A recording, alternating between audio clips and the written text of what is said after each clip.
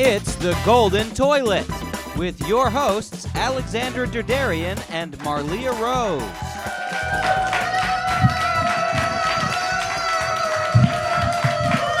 Wow. Wow, amazing. Hi, folks. Hello and welcome to The Golden Toilet. You guys ready to laugh and have a great time tonight? A great time. I'm looking at you. No one specific but you. And honestly, I can't believe we made it this far. I think I say that every single time. I can't believe it. It feels great. It feels great to finally have the respect that we deserve. Yes, we deserve. Exactly. We've earned it. I don't know. I think the show's going pretty well. We did get a couple notes from feedback. The producers upstairs that we need to create more value for the Ipswich community, or they're not going to fund the show anymore. Basically, it has to be educational for the children that should be in bed right now. That's right, kids. Go to bed. Go to bed. Go to bed. Have a good night. Yeah. So please go to bed. We thought to fulfill this requirement that we would, make the show about Ipswich fun facts. Yeah, fun facts. We did a lot of research for this very important aspect of the show that is currently being worked in. Yeah. So I don't know if anyone drove on the way over here through Rowley. It's a town next to Ipswich. But did you know that Rowley actually used to be Ipswich, and Ipswich actually used to be Rowley? Well, I actually knew that because I did the research with you. But that's a really fun fact. They just switcherooed. They switched places, the basically. Old switcheroo. Yeah, and also another interesting fact: there's actually 3 pharmacies in Ipswich. Yeah, that's crazy. No, because I was walking downtown. It's actually in a 4-block radius. It's really they've packed them all in. They packed it all in to a very small space. Another thing about Ipswich, which makes it very unique. You know what I'm talking about? Yes, I know. The library. Yes, it's one of the most unique libraries in all of the Commonwealth. Do you want to tell them why? Yeah, because it has exactly 150 books in it. Yeah, isn't it incredible? 150 books exactly. It's about half a quarter. It's about a half a library. It's got a quarter of a children's room, so there's like about 5 books. It's about 5 books in that. Clifford. Yeah. It's pretty exciting. Another thing about Ipswich that is very cool, in that same 4-block radius, 3 pharmacies, also 6 pet stores. We love our pets here in Ipswich. They love the pets. We love the pets. We're big pet people. That reminds me, Marleah, of a very interesting fact about Ipswich. There's actually no leash laws here. So everyone who is walking their dogs on leashes, they're just doing it because they want to. Yeah, that's something that is really it's very core to Ipswich, because I like that it's a personal choice whether or not to leash your dog. I think that's a very strong decision of the Ipswich community to just not require you to leash your dogs. Yeah, so dogs are not running loose, but they could be. They could be. If the dogs chose, if the owners chose, they could just be running loose. kind of like my bowels. No. So, cool Ipswich facts. I hope you guys are really excited for more Ipswich facts, because there's more where that came from. There's going to be a lot of fun Ipswich facts tonight. But I think we should bring up our first comedian. Something that's really special about our first comedian tonight. They actually took first place in the Topsfield Fair for their prize pig, Peter Pancetta. Give it up for Cecily Green.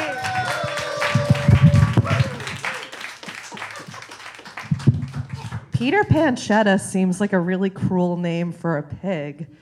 Like naming your bunny hollandaise. I'm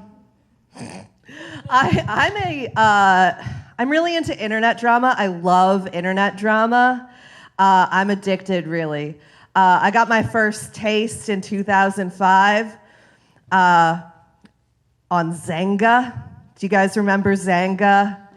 Woo! If not, it was just LiveJournal for trendy Asian teens and nerds who knew HTML before MySpace.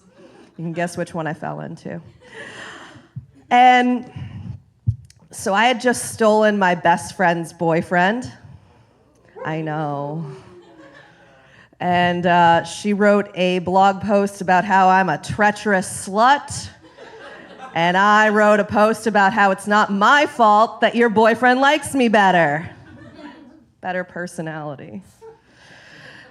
And, oh my. And that's when our friends got pulled in. The factions were formed, and the problem is she had tougher friends. She had this one vicious goth girl as a friend, and I wish I could remember her name. It was like something super normal, like Megan or Melissa. But the problem is that like every week she had a new name. And what's crazier is that the teachers went along with it. So like they'd be doing attendance and she'd correct them like, actually it's Princess Dirtbag. Cool. This week, she was Melon Cunt. And Melon Cunt called me a slam pig. And it hurt, because I had no clue what that meant. And I asked around. I asked my mom, and she said, I don't know, and she changed the subject real quick. My friends and I were trying to figure it out, like, what does it mean? I mean, she's definitely calling you fat. Are you sure? Like, maybe she's just making fun of my upturned nose. What is it? What is a slam pig? Everybody get up. Disgrace the slam pig. We got a real pig slamming now. Come and fuck the slam pig. Pull her hair, make her cry. She's a slam swine. All right.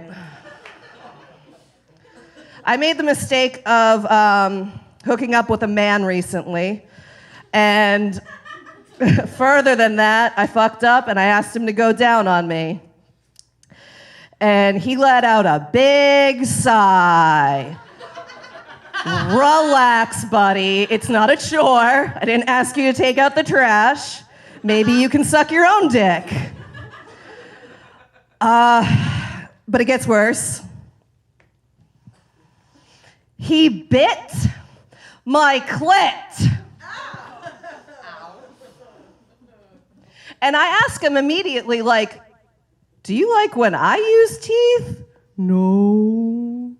Okay, what are we doing, bud? And he explained to me that in his youth, someone had explained to him that that's a good finishing move. No, buddy, Liu Kang's bicycle kick is a good finishing move. We're done. All right, thank you guys.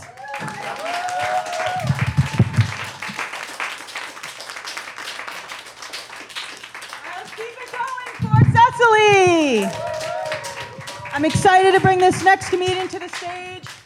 He has no doorbell at his place, so you got to yell to get in. We got Victor.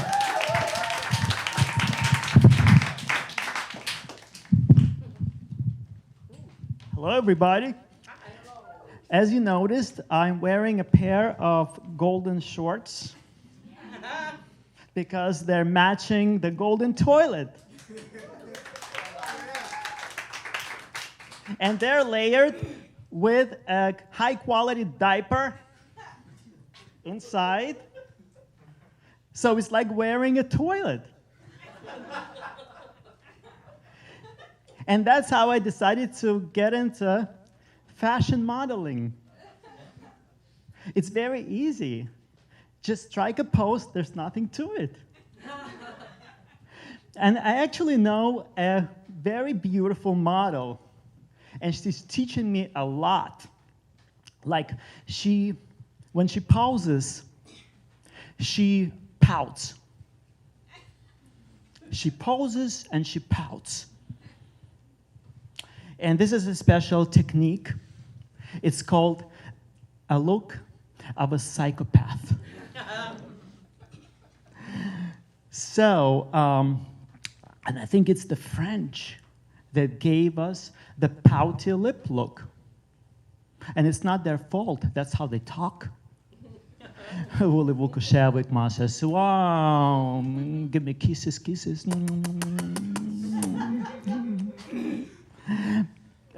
People ask me if I'm French, and I say no, I'm just very sexy.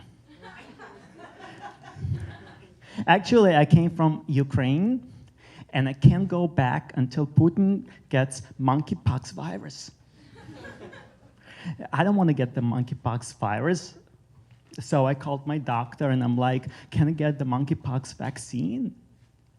And he's like, well, one of the criteria for getting the vaccine is having multiple sex partners. Do you have that? I'm like, not yet.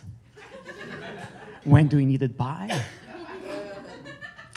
As soon as possible. Monkeypox is raging. So, I'm gonna have sex with you, and you, and you, and you, and you're married, right? So you come together, right? And under normal circumstances, we would do it one at a time, but this is a national emergency. We must have an orgy, as prescribed by my doctor. So, yeah, let's get to it. You know, but you know what? If you think about it, if you do the math, 3 people is what? 6 arms and 6 legs, and like 5 people is like, I'm doing the math as I'm speaking, it's like 10 legs and 10 arms. That's like having sex with an octopus. And you know, I'm like a bee, you know? Have you ever seen 2 bees on 1 flower? No, it's 1 bee, 1 flower. You know, that's how I feel. You know, I think 1 person, 2 legs, and 2 arms is just enough. And you know, I have standards, you know. One time, I don't want to just pollinate, you know. One time I was like, honey, can we do more stuff outside of the bedroom? And I don't mean the living room. I don't want to have just the horizontal romance. I want to have a vertical romance.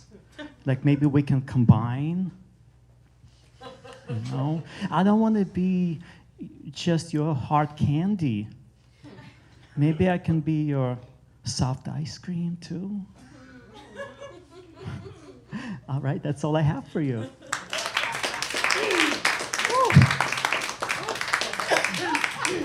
Oh.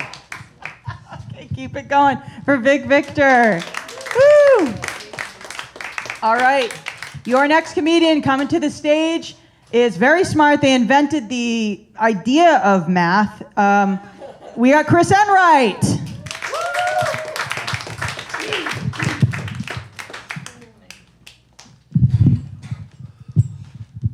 Hello. Hi. How are you? That's just a simple introduction, right? We do that all the time. You know, at the work, we go to the bank, we just say hi to people. Why is it that there are some people, when you say hi, how are you, they just kind of unload everything that's going on in their life to you? For me, it's Sue from Accounts Payable, where I work. And every morning I say, hi, Sue, how are you? Now, little backstory on Sue. She's in her early 60s. I don't know this for a fact, but I would have to say she's a drunk. Smokes a lot of butts, probably eats fast food. Whatever, that's fine. Nothing wrong with that. But it's always the same thing, and I just go, Sue, how are you? What's going on? And then she just kind of unloads on me. She goes, well, listen, this morning I realized that my daughter has some type of problem with cheese, that she's not allowed to have it. When she eats cheese, she just spends the entire day in the bathroom. And I go, Sue, it's 7:15. I don't need to know this. But it doesn't matter. She just unloads everything. That's just the kind of person she is. I don't know. I get a weird job, but I'm grateful to have it. But I've had a lot of crazy jobs. How about you guys? Some weird jobs? I actually worked at an Olive Garden in Arizona, which is where you want to go for Italian food, the middle of the desert. It was great. I wanted to be a waiter, but I'm not a people person, so I had to be like a busboy, like someone who cleans up after everybody. But one of the cool jobs that I got to do was grade the Parmesan cheese on people's food, which is a really big deal when you think about it. There was one time where there was like a group of, I don't know, I want to say like 10, and I actually, as you can see, I'm not very tall, so there was one time where I had to put cheese on some guy's plate, but I had to kind of hurl myself over a table as I was doing it, and I went a little too close, and I actually got my face into the plate, and I was just, you know, one of those things where I just had to like walk away. Actually, we're gonna cut a little short. That's my time. Thank you, guys.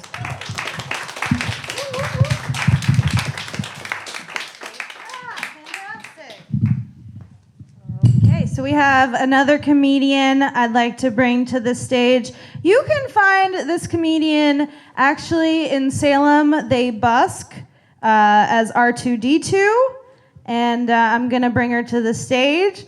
Give it up. These are real facts, by the way, folks. Don't be second guessing me. So anyways, we got this next comedian, Carolina Montesquieu. She is excellent, so give her a round of applause.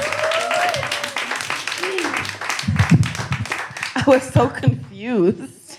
I'm sure I'm next. I don't know anything about R2D2 though. I did bring my phone on stage because you're lying if you don't bring your phone to the toilet. Thank you very much to our gracious hosts. I'm so happy to be here at the Golden Toilet tonight, but I'm equally as confused. For the people viewing at home, this is a booked open mic on public access television, but yet I'm told I can say whatever I want. So naturally, I'm extremely, extremely tempted to say every curse word I've ever heard. Should I go for it, guys? Yeah? All right, let's go. Bitch, fuck, shit, hoe, whore, pussy, clit, butthole. I'm not good at cursing. Puñeta, puta, cabrón, malparido. About to get real ethnic in here. I forgot more English curse words, so I had to go to Spanish. I asked the crew here, I'm like, how does that work? Do they bleep it? And I am guessing that they do. So how funny is it gonna be when someone turns on their TV in Ipswich and they just see a black woman on the mic and they're like, boop, boop, boop, boop, boop, boop, boop, boop, boop. Go to fucking sleep. All right, let's get to the good stuff. We're having too much fun with this. These fucking headless mannequins. I never thought that I'd be performing next to a toilet, but here we are. All right, so do you guys remember 9/11? Yeah. No? Damn. Do you guys remember when Michael Jackson died? Of course you do. All right? I think it's so funny how these two events have the same traumatic impact on millennials. It touched the same part of our little brains, and everyone has this story in their back pocket. Where were you when 9/11 happened? Where were you when Michael Jackson died? Every detail of that day. Listen, 2,996 people died on 9/11. Yeah, I had to Google that for this joke. And one scraggly, vitiligo-ridden, very talented white nigga dies, and everyone has the same impact in their brains. It touched the same part of the brain. It moved into the same little groove, right? But the story's always a little bit different.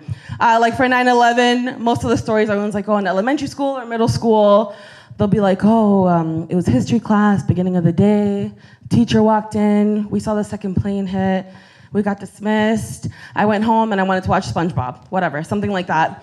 And then the Michael Jackson stories, I don't know why, but for some reason they're always a little bit funnier. Like, I was taking a shit and my grandma busted the door open and hit me on the knee and told me Michael Jackson died. And then we watched Michael Jackson videos for like 5 hours. Like, it's just funny to me how all millennials are just trauma bonded by these two events that are so drastically different, because Michael Jackson dying was a huge deal. So let's get something a little lighter. One of my ex-boyfriends killed himself during COVID. No, listen, when we were together, we were both really, really depressed, but it was like more about me. And we would talk about doing like a homicide-suicide, 2 birds, 1 stone. So when I heard that he killed himself, I'm like, typical Jeff, leaving me hanging. And no, it gets better. The girl who he had cheated on me with that ultimately ended the relationship died a year later. So I guess I win. But that's okay. You know, things happen. Life goes on. Just went on vacation last month for my birthday. I'm enjoying my life a lot. So I went to Dominican Republic. So people wouldn't consider it a vacation because I'm Dominican. So it's like going back to the motherland, but I haven't been there since I was 3 years old. So I'm fluent in Spanish. I think I look pretty Dominican. You guys think so? If I told someone I was Big Papi's daughter, they wouldn't question me. Apparently there's this thing, and it has a name. It's called el brillo, the shine. So basically, Dominicans, locals on the island, they can spot from a mile away that you're American. No matter how fucking Dominican you look, no matter how many plantains you can peel, they can tell just by looking at me that I've watched Gilmore Girls and that I have health insurance. It's not fair. I was so ready to go over there and embrace the motherland, and I just ended up being a gringa, right? But it felt really good coming back to the States and being a nigga and being able to intimidate people. Over there, I was scared shitless, and we had to travel with a gun. That's it for me. I'm Carolina Montesquieu, and thanks for laughing. I spend a lot of time on the toilet because I have undiagnosed irritable bowel syndrome, and I'm like really scared to get a hemorrhoid. Have you seen these images on Google? Thank you so much. Fantastic. Give it up for Carolina. And also all the comedians who have performed so far in the first half of episode. Where are we? We're going over this way. We have a very specific setup between the two of us. So give it up for everyone who has performed in the first half of episode five. No, 5. This is the educational. Remember, we're educating people. And we can count too. So congratulations to us on that, and to you for being on the 5th episode. Exactly. Yes. And back to the facts. I know you guys are really excited for more facts about Ipswich. Not the comedy, but the facts. Yes, exactly. And the network said education first, comedy second, and we're just going to Which we live by personally. Yes. Comedy second, education, facts. The facts. The facts. Give me the facts, Alex. Good facts. Okay, here's another fact about Ipswich. All the sand in Ipswich actually has been shipped from all over the world. Yeah. It's not actually from Ipswich. Yeah, it comes from like Portugal. It comes from China. It's comes from Spain. Spain, which is close to Portugal. So it was a huge sand port. It was a huge sand port. Basically, there's a lot of sand and none of it is local to this area, which I think is really cool. But people travel here for the sand, so. Yeah. But it's not even local sand. It's not even local sand, you would think. Yeah. You know? But something that to go further into that very true fact, the cousin of the Earl of Sandwich is actually the person that opened up that big real business sand shipping port. And his name was Philip. It was Philip, and he was the cousin of the Earl of Sandwich. That's interesting because I always thought that Ipswich is named after. So was it named after him? No, it was named after his witch. So it was named after Philip's witch? Philip's witch. Okay. Philip's witch. Philip's switch.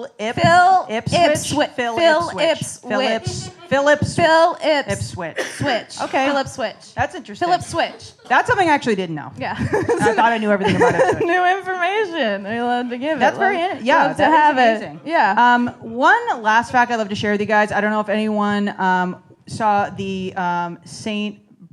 Peter's. There's the graveyard, right? You're talking about the graveyard. The Fun St. Peter's fact. Witch graveyard. That actually still holds a single candle that powers all of Ipswich. And all of Ipswich is powered by this one single candle to this day. It's very spooky, but also eco-friendly. Yes. It's good for the environment to have that candle. Yeah, and I wish the rest of America would follow Ipswich. This example. Yes. Philip's witch. Philip's switch. Candle. But I also have a fun fact that I would like to offer to the greater community. Actually, the Roaring '20s did originate here in Ipswich. Oh, yeah. Weirdly enough, it did. It was actually a very anti-dancing town, real footloose situation. Literally, people would get their feet cut off, and they were splayed throughout the whole town. And foot were loose all over the place. Foot loose. It's Yeah. really, it's. They just allowed dancing again. They just allowed it. It just came back, but let me It was tell so you something. traumatic. There's pictures, these old pictures of feet. Just feet. Severed. It's disgusting. It's disgusting. But you know what? Maybe they should take it away because I've seen some people in Ipswich dance. So Yeah. but actually, I want to bring up our next comic because the facts fly, and we're having fun. But it's time for comedy with facts, but comedy as well. So our next comedian is fantastic. She's also very interesting. Has a very interesting story. She studied in Somalia for a while to become a sommelier. And I'm very excited to bring her to the stage. Welcome to the stage, Miss Adventure.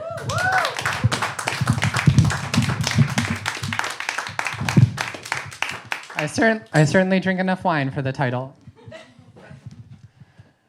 I don't understand why straight men aren't into sucking dick.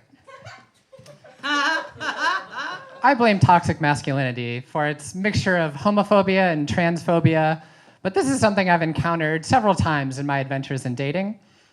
And some of the men I match with on the apps will just come straight out of the gate. First thing they ever say to me, I don't suck dick. I'm not gay. Okay, well, let's remember you swiped on me too, so I fit into your sexuality back then. I don't even know what response they're looking for from me, though. The best thing I've come up with so far is to say, same. Really throws them off their game. They don't know what to do with that. I mean, listen, I can't even come consistently with my regular partners, putting in enthusiastic effort. And your half-assed straight man blowjob is supposed to appeal to me? I wasn't even gonna ask you, please. What are they worried about anyway? They're gonna discover a love for sucking dicks so great that they start hooking up with men even though they're not attracted to them just for an easy supply of dicks to suck? Unlikely. They're worried it's gonna turn them gay? I mean, if you have that worry, maybe check out the closet you're in. I mean, if any dick is gonna turn you gay, I promise you, it's not this one. I'm not that thrilled with it, and I'm supposed to be its biggest hype woman. But I am in talks with surgeons to get it replaced. What does that say about it? It's not gonna turn you gay. But would that be so bad? You end up discovering your sexuality and go on to live on your most authentic and happiest life? Sounds like something to hope for, not something to fear. What could you have against it? Religious objections? I get that homophobia is big in some sects of Christianity, but at the same time, they're usually so trans-supportive. In fact, I know everyone here has heard one of the more famous pro-trans slogans is Adam and Eve, not Adam and Steve. And it's just so wholesome the way they support Eve's transition like that. I mean, came from a male rib, male DNA, but realized she's a woman and is treated as such. They haven't quite figured out that you're not supposed to dead name Eve, but you take what you can get. Back to sucking dick. Yeah, at this point, I don't tolerate any excuses for why you're not gonna go down on me. It's just an unmatch and move on. I end up focusing more of my energies on other women and non-binary people because dating straight men sucks dick. Because they don't. While we're on the subject, why should you get a blowjob from a trans woman? I'm glad you asked. Disclaimer, not an offer. Just a PSA to fight transphobia with the appeal of blowjobs. It's a battle I'm fighting one dick at a time.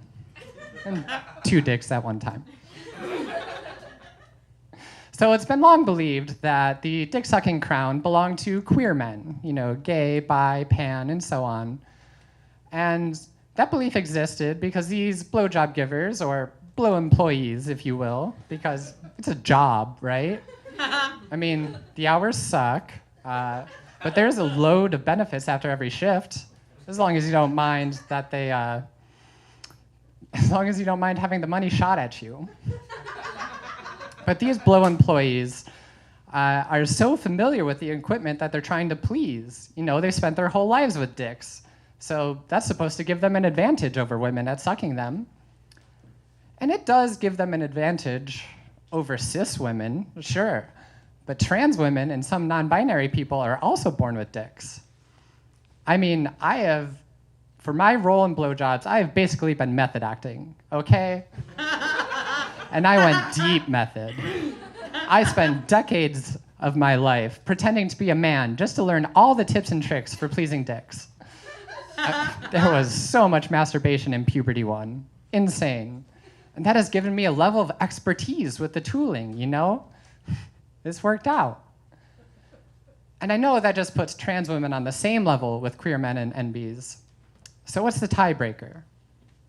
Well, there's one thing that everyone agrees is a good thing, regardless of gender or sexuality.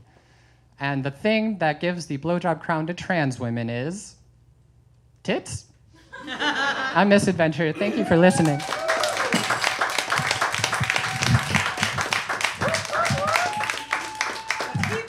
For Misadventure. Please tell us a juicy secret that very few people know or that nobody knows. My penis size, how about that? Very few people know exactly how big my dick is, despite how frequently I talk about it on stage. It's a well-kept Misadventure secret.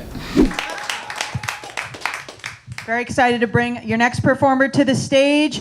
The next comedian's middle name is Blockbuster. We have Rashid Towns.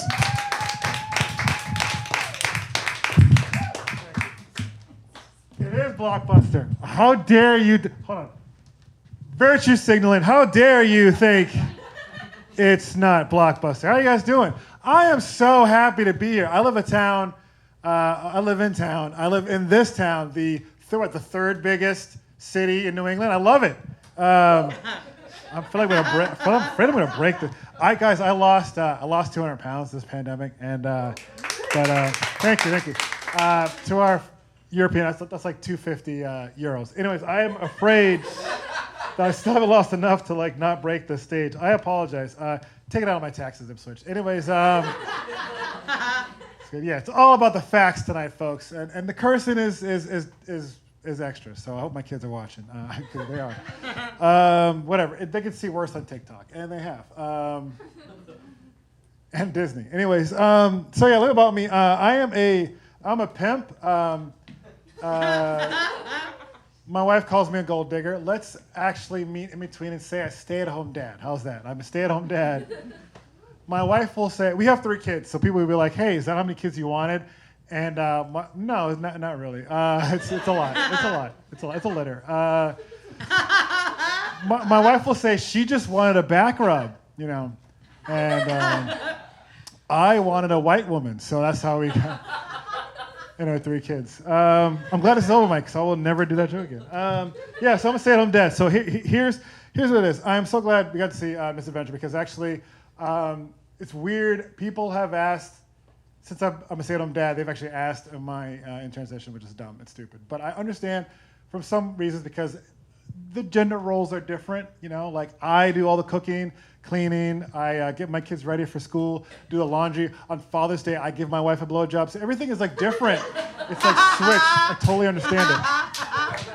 I get why people think that. The weird thing about being a stay-at-home dad is that I'm like so starved for like human and adult connection. You know, like so. You know when you like take like dogs to the playground and they see another dog and like jump all over each other and like sniff each other's butt and stuff like that. Well, like when my kids take me to the playground and I see like another parent, it's the same thing. I'm like jumping all over them. We're doing jujitsu and stuff. I'm sniffing their butt. It's the whole thing, you know. Just like dogs. It's got a point though where like, you ever watch like reality TV show and there's always that one jerk who's like, I'm not in it for friends. I'm in it for enemies, whatever. Not me, I'm the exact opposite. I'm in it to make friends. If I was in a reality show, I'll be on Survivor like, so what are we doing afterwards? Like, we're getting brunch? Like, want to go to an arcade? Let's hang out, you know? I also don't get why, like I love TV and I was born in the 80s and I'm not sure if you knew this, but like the people who were making TV in the 80s were like the boomers and the World War II generation, right? Yeah, and one of the most popular shows growing up was Transformers and like G.I. Joe, show about inclusion and diversity. And I don't understand why the angriest people now about a society that has inclusion and diversity are boomers and World War II people. Like, they're the ones who made the show. Like, think about it. All right. My favorite Sunday school lesson was when we took the Transformers movie and when, like, Optimus Prime sacrificed himself to give the all spark for humanity. I was like, that's Jesus. I get it. I totally, yes. The Last Supper, now that makes sense. Thank you. Like, like a world where, like, everybody's difference, it matters. Like, that's G.I. Joe. Like, they got one guy who's a chef, but one guy's a sailor, who, like, one woman who's, like, a computer nerd. Like, they're all together. Like, great. That's the society I want to live in. As we kill some Ruskies. That's perfect. That's what I want to do. Also, like, it's weird to me that, like, there was a famous character who was born a robot and, like, was like, hey, my pronouns are he, him. And we're like, yeah, done. Fine. Awesome. That's a he. It's a robot, right? It's a transforming robot. I don't understand why people are, like, upset about this. Like you primed us for this. I don't understand what's wrong with you guys. This is what we're supposed to be doing. I was like, yes, definitely. Spare me the whole, millennials are ruining the blue-collar jobs. The millennials are ruining the blue-collar jobs. No, it's not. Once again, it goes back to Transformers. You know why? What was the most evil robot in Transformers? The Constructicons. You think I'm going to want to work a blue-collar job after seeing a whole bunch of, like, sand mixers and cement mixers, like, go on, like, a rampage? No. It's you, boomers. Rah! Sorry, all right. Like, I get it. The difference is, look, I'm going to go, but just think about this for a second. Okay, look. One of my favorite shows was as you can probably tell from my accent and my skin color, was Family Matters, because I got called Urkel a lot. But think about, like, if that show was made today, how interesting that would be. Like, Mrs. Winslow would probably have, like, a true crime podcast, right? Or Urkel would probably send dick pics to Laura. You know what I'm saying? Like, this is what... Think about how updated that would be. And I'm done. Have a good night, everybody. Thank you. More true facts about Ipswich. Thank you very much for having me. Woo! Love it. Let's keep it going for Rashid. Oh, jeez. Okay, about 60 years ago, I came to this planet. I come from a culture out in the third Alpha Centauri. Here, we don't have racism back home. Do have atomic Doritos, which is interesting. I don't know why you guys haven't gotten on that yet. You're already a member of Ipswich. Okay. I am excited to bring the next comedian up. They like pistachios a little too much, if you know what I mean. We got Kyle Seeley. Thank you. Kylie. I've gotten that a lot, and I'm like, why? Look at this fucking thing. God, I want to take a shit in you. Check you out. And wipe with the money. Anyway, hi. I'm Kyle. And I get really jealous about people who are able to do self-evaluation material because I don't know what the fuck I look like. Like, I know what I look like. Like, I've got the band shirt, the combat boots, the skinny jeans. Like, I get it. But I don't know how you feel about how I look. Right? Okay, I've gotten a lot of mixed reviews. So, like, for instance, I get called handsome frequently. By my mom's friends. Pretty much women over 40, I am a knockout.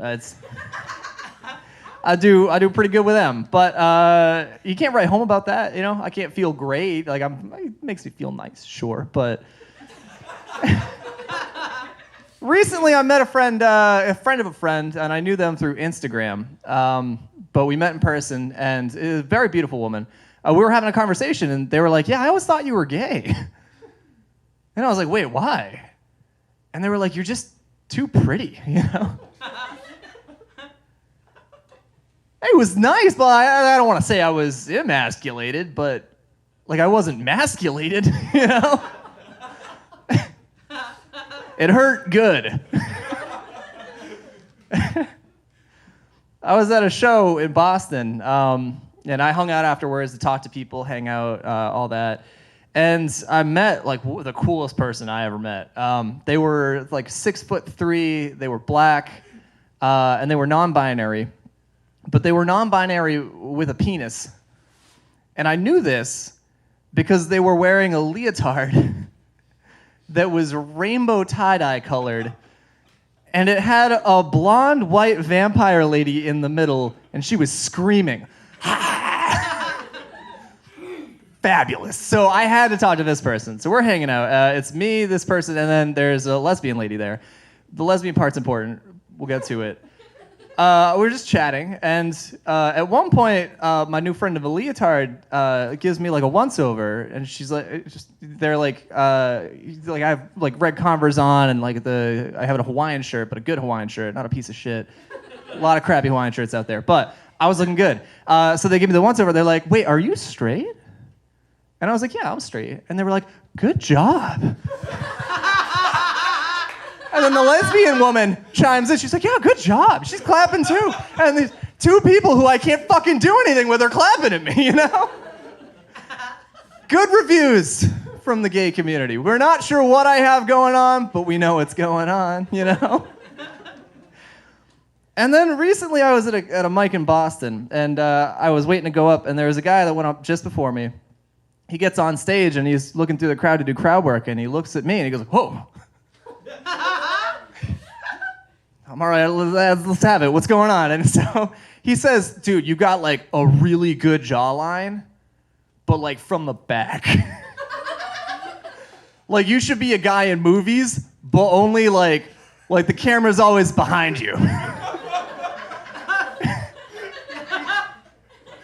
And that one hurt. That hurt a lot. I didn't know what to do with that. So anyway, I go up, I perform my material, and then afterwards, it's pretty late, and I'm hungry, so I go down the street to get a sandwich. I'm in Cambridge, so I park next to the Middle East, but I ride a motorcycle, so I have this big leather jacket and motorcycle. I pull up to Middle East, park my bike, and there's this girl who's talking with her friends outside, like they're all smoking cigarettes or whatever, and she sees me, and she's like, "Oh," and so she walks right up to me. She's like, "Hey, how you doing? What's going on?" He's a big man with a motorcycle. Let's see what's under that helmet. This actually happened. I'm not full of shit. This is real. And so I endorse it. I do the Fabio thing. Man of your dreams. And she goes like, "Huh." And she like takes a few steps. Like I got the Frankenstein's monster treatment. Like she was shocked. And she's like, "Yeah, never mind." This guy gets it. She's shocked. She's like, "Never mind, no thank you." And I was like, "Okay, look, my mom's friends think I'm very handsome, and I got called pretty by a beautiful woman, and the gay community is sure that I have a distinct sense of style and fashion. Okay? I don't deserve that. Twice in one night." And so they go, "No, I'm not trying to be mean. It's just, like, I was expecting, like, a John Travolta jawline. And you've got, like, a Liam Neeson jawline." And I was angry at first, but then I thought a lot about Liam Neeson, and I was like, that's like the best review I've ever gotten. Like that makes perfect sense. Good night.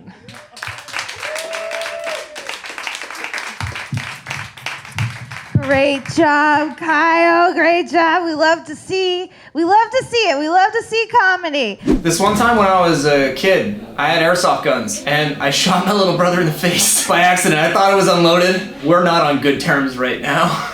We have one more comic for this episode, and facts are important. This next comic, the final comic of the episode, actually is employed as a sea glass creator.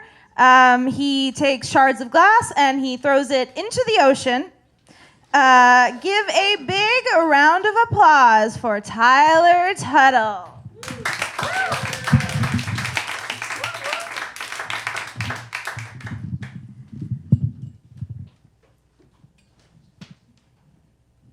I got a fact for your room. Draculas can't see themselves in the mirror. That's why their hair always looks so fucking dorky. Nice middle part, alfalfa. I'm taking Draculas to task. Someone was talking history at me recently. Is this off? Oh, it's not close enough. I yell, someone was talking history at me recently. It didn't matter. Apparently, Egyptian mummies had a pretty bad time. First of all, they're dead. Bummer. Then they all got a whole bunch of perverts messing with their organs. And finally, if they beat the odds, come back from the grave, they have to suffer the greatest indignity, navigating an escape room. They suck. All right. I wish ghosts would spend more time teaching rich folks the true meaning of Christmas and less time screaming the second after I fall asleep. I'm so tired. All right. The worst thing about being a 5'11" man isn't that you're standing on the precipice of greatness.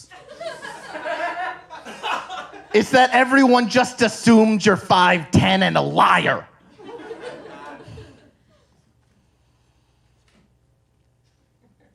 In news, this year, the Queen of England celebrates 70 years of service to the throne. That's impressive. Because if I had the same job for 70 years, I'd fucking kill myself. The Queen should kill herself. You say that on TV? All right, maybe not should, but it would be interesting. Imagine turning on the news one day. You see a British guy in a suit. And these are the Queen's 13 reasons why. She just really liked the show. She wasn't even sad or anything. Speaking of old folks who would be cool if they killed themselves, the Pope officially declared there are worse indiscretions than extramarital affairs. Huh. Sure sounds a lot like what the guy fucking my wife would say. Goober. All right, no more news.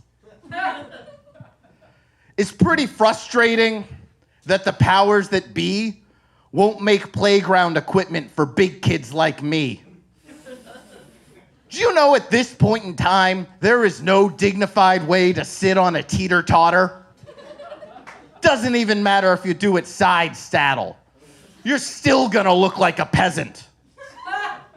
And apparently, the community at large doesn't consider I'm just here to have fun a good enough reason to use the swings. Now it's time for Tyler's movie block. Ba-ba-ba-ba-ba-chunk. That's the theme song to Tyler's movie block. James Bond would be a terrible father. He takes his baby shaken, not stirred. Ba-ba-ba-ba-ba-chunk. If Misery and Footloose switched names, it'd still work. Ba-ba-ba-ba-chunk. I don't really like superheroes, but I like Batman. I think Batman's cool. I like the way he's named. He named himself after what he's most afraid of, bats. But he's lucky that he fell into like that cave full of bats instead of into a sewer grate or something.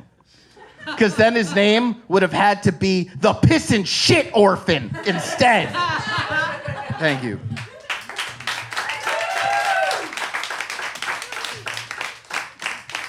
Amazing. Amazing. We love facts here. Let's keep it going for comedians and facts. Comedy facts.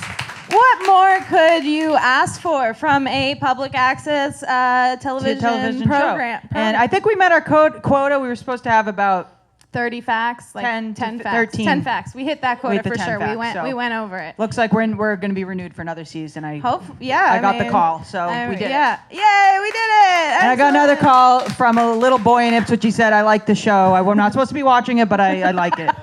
So that's amazing. Yeah, so that's good. Heartwarming. charming. Yeah. Beautiful. So yeah, through all these facts about Ipswich, I realized I don't know a lot about facts about you, Marleah. You live in Ipswich, which that's a fact. That is a But fact. I don't know any facts about you, and I'd love to. No, I know. It's so weird. Like, we do this together, but we really don't know much about each other. So I actually have an icebreaker game that I love to play, especially on stage with a co-host who I know some facts about, but not everything. It's a really great icebreaker. It's called 2 Lies and a Truth. Would you like to play? Yeah, how does it work? So basically, I say 3 things, and you try to figure out which one is the truth. 2 of them are lies. Okay. All right, I kind of understand. All right, I kind of. Well, let me. I'll demonstrate. I'll This is how the game goes. All right. I have 3 things to tell you. First of all, fact number 1. Okay. I was enrolled in parkour at a very young age due to my excellent balance. Okay. Fact number 2. I know many facts about Ipswich. And I dated the mayor here, which is a combination fact. And also, 3rd fact is my aunt invented the boogie board. Okay. So wait, do I say the truth? Well, I said that they're all facts, but one of them is the truth. 2 are truths or 2 are lies? 2 are lies. 2 are lies. You guessed the truth. Okay. This game is hard. I'm gonna cross my fingers. I'm gonna hope that your aunt invented the boogie board. No, actually, yeah. No, you lose. I dated the mayor. You dated the mayor? I dated the mayor. The mayor of Ipswich? The mayor of Ipswich. I used to date the mayor of Ipswich. Ooh. When did you date him? Like maybe 10 minutes ago in the alley. What? Okay, well. Yeah. When did you date him? I used to date him. I used to date him a lot, just a lot. Like how? Just a lot But throughout a lot of time. A lot of. Disrespectful, okay? I don't think there was any overlap, but I did date him a lot. All right, well, this is getting really uncomfortable, so why don't you do your icebreaker? Okay, all right, so I do 2 lies and 1 truth. Okay, 2, what is it again? 2, you say 3 things, 2 of them are lies, 1 is truth. Okay, all right, so when I was little, I had to go to a special school where we had to learn about different kinds of nature.